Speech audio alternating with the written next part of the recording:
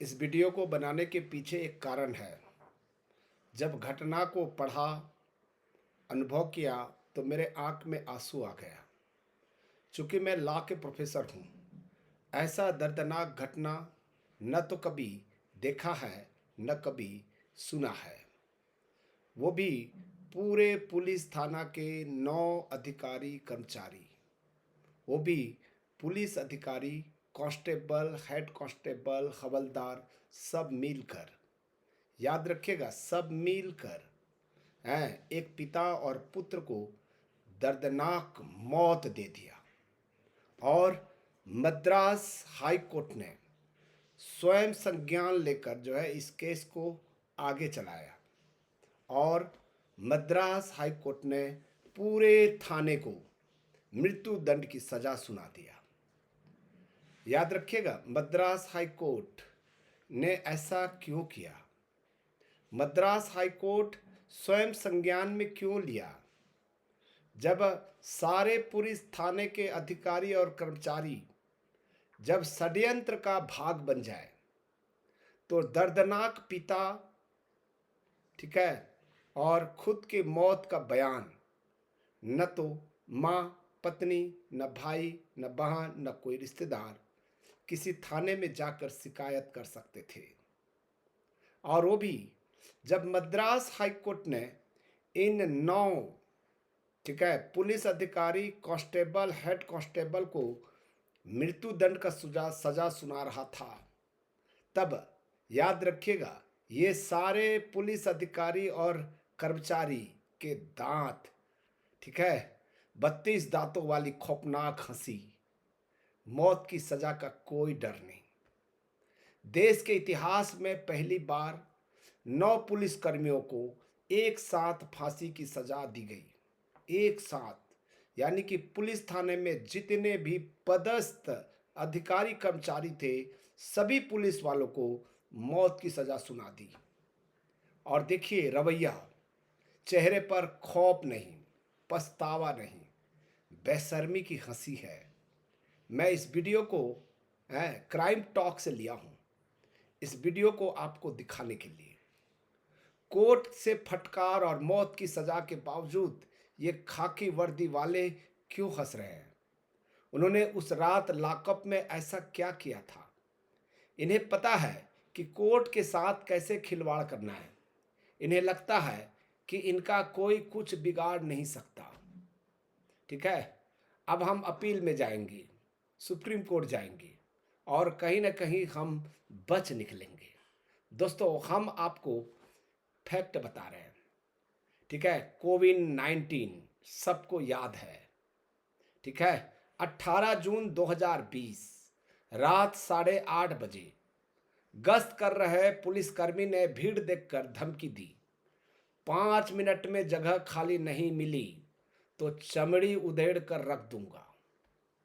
ये एक police constable जिनकी ड्यूटी, ठीक है, कोविड-19 के दौरान जो भीड़ थी उनको खाली करना था। और उसी भीड़ में एक दुकान था, ठीक है, जिसका जयराज का दुकान था। जयराज और उसका बेटा दोनों ड्यूटी कर रहे थे। ठीक है, और जयराज के मुंह से बस इतना ही गलत निकल गया। ठीक है, उनके मुंह से ये निकला, ये पुलिस वाले कोई भगवान थोड़ी हैं, ऐसे पुलिस वालों को तो सड़क पर पकड़कर पीटना चाहिए। ये उनकी गलती थी। पता नहीं क्यों उसके मुंह से ये वाक्य निकल गया।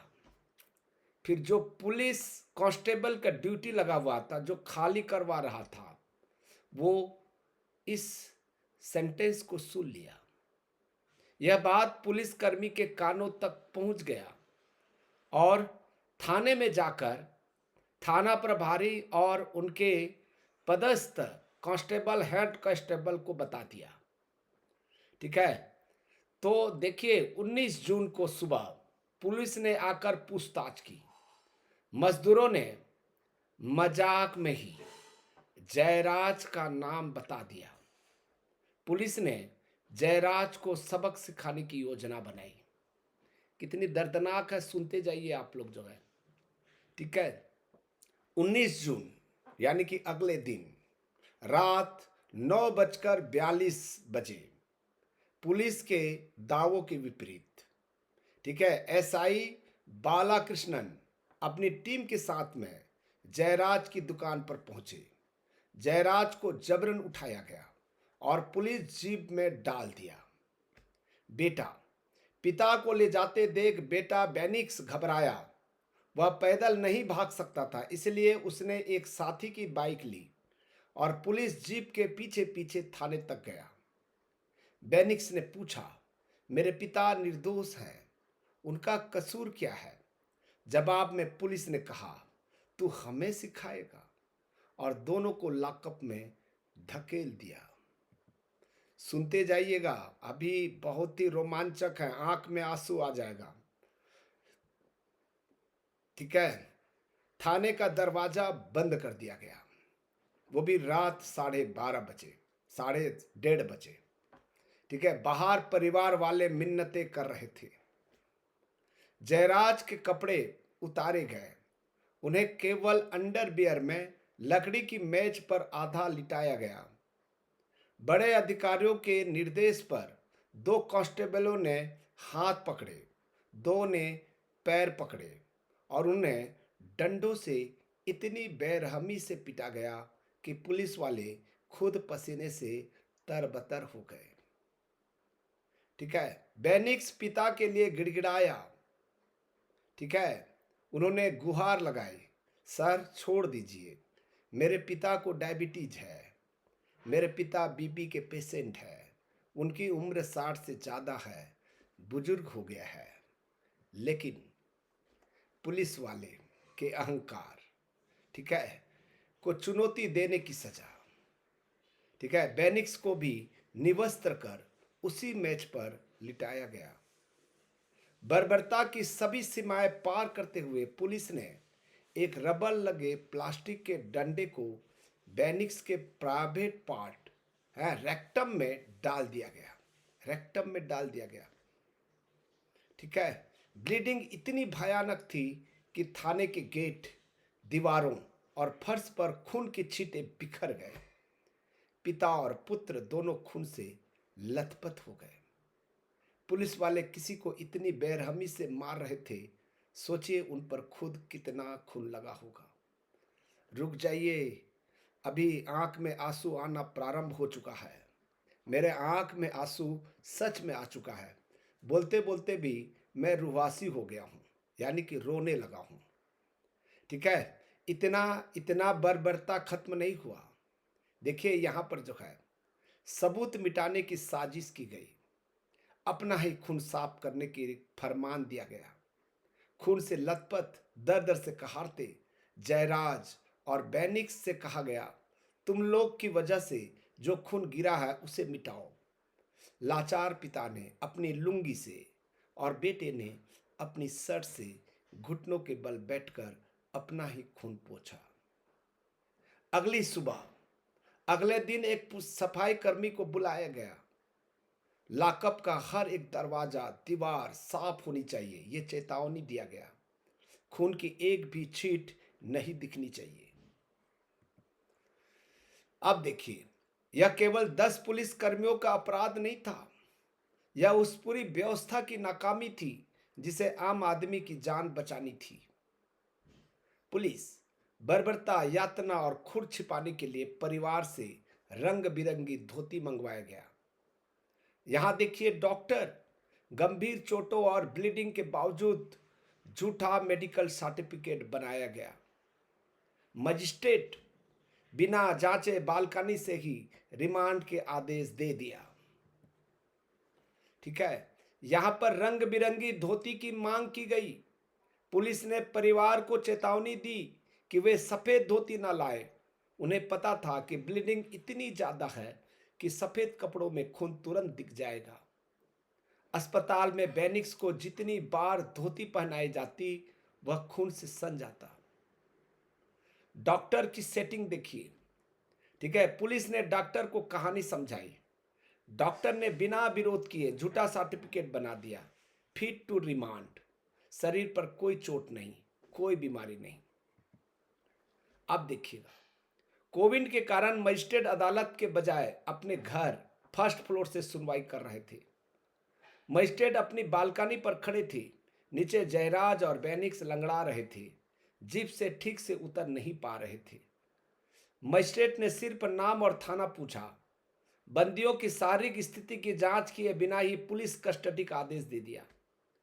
इस पर एक लापरवाही, और उस लापरवाही ने पिता पुत्र को वापस उन हैवानों के हवाले कर दिया गया। रिमांड मिलते ही पुलिस जश्न मना रही थी, लेकिन लॉकअप में दोनों की तबीयत तेजी से बिगड़ने लगी। बेनिक्स की ब्लीडिंग रुकने का नाम ही नहीं ले रही थी। 21 जून की रात अस्पताल में अत्यधिक खून बहने से उसकी दर्दनाक मौत हो गई। 60 वर्षीय जयराज, जो पहले से बुरी तरह घायल थे, अपनी आंखों के सामने बेटे को इस तरह तड़प कर मरता देख बर्दाश्त नहीं कर पाया और सदमे और गंभीर चोटों के कारण अगले ही दिन जयराज ने भी दम तोड़ दिया। पिता और पुत्र दोनों एक साथ मौत हो गया। अब देखिएगा, थाने का खौफ, लोग रिपोर्ट लिखाने कहाँ जाते जब पूरा थाना ही हत्यारा था।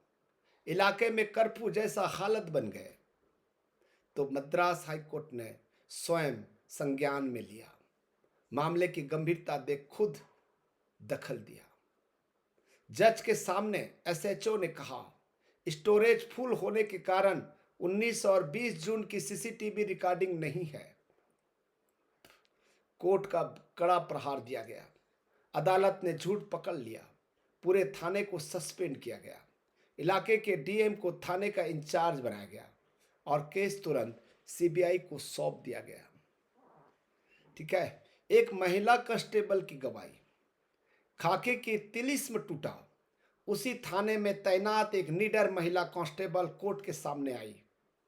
उसने सुरक्षा की मांग की और कहा, मैं उन 9 दरिंदों का नाम बताने को तैयार हूं। मैं बताऊंगी कि कैसे उन्होंने डंडे बरसाए और थाना बंद कर लोगों को तड़पाया।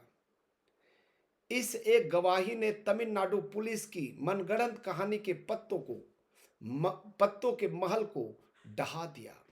यह केस का, ठीक है, सवेरे बड़ा टर्निंग पॉइंट साबित हुआ। अब देखिएगा, यहां पर पूछताछ हुई। ठीक है, सीबीआई जांच की और पुलिस का दावा क्या निकला और सीबीआई सीसीटीवी सबूत क्या मिला। पुलिस का दावा था कि गिरफ्तारी का समय रात के 8:02 था और कोविड लॉकडाउन तोड़ने पर उन्हें गिरफ्तार किया गया।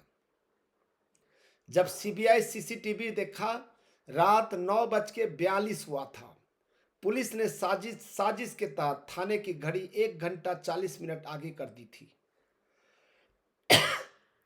गिरफ्तारी का कारण, पुलिस ने दावा किया पुलिस से बदतमीजी की और विरोध किया, जबकि सीसीटीवी महज 2 मिनट में बिना किसी विरोध के जबरन उठाया गया। यह 18 जून की टिप्पणी का बदला था।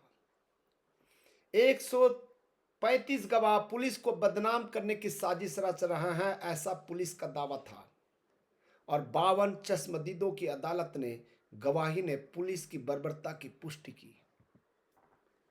दोषियों की सूची: inspector S Shridhar SHO, SI P Raghu Ganesh, SI K Balakrishnan, SI Murugan, head constable A Samudurai, constable Muthuraj, Thomas Francis, Velu Muthu आदि थे।